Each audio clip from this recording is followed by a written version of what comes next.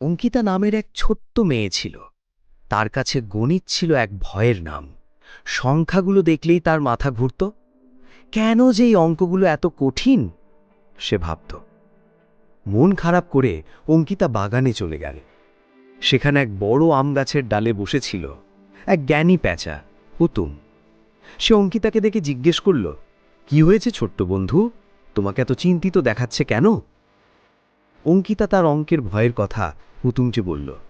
হুতুম হেসে বলল, অঙ্ক তো ভয়ের কিছু নয়, অঙ্ক আছে আমাদের চারপাশেই। ওই ফুলটার দিকে তাকাও।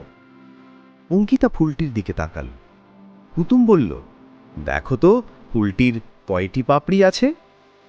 অঙ্কিতা গুনতে শুরু করল, 1, 2, 3, 4, 5, 5টি পাপড়ি। সে অবাক হয়ে বলল। হুতুম বলল, দেখলে তো, এটাই তো গণনা। এবার ওই মাকড়সার জালটা দেখো।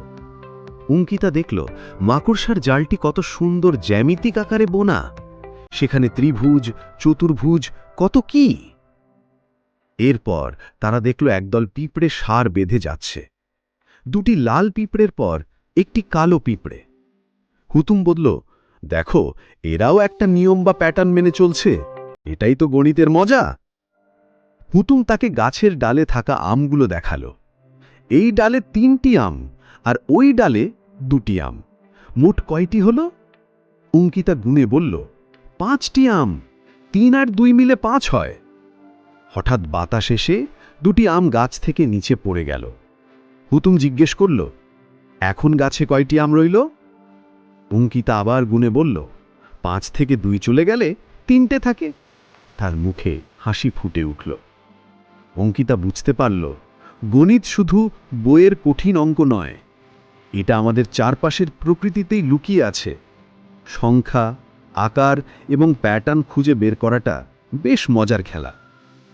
অঙ্কিতা খুশি মনে তার পড়ার টেবিলে ফিরে গেল।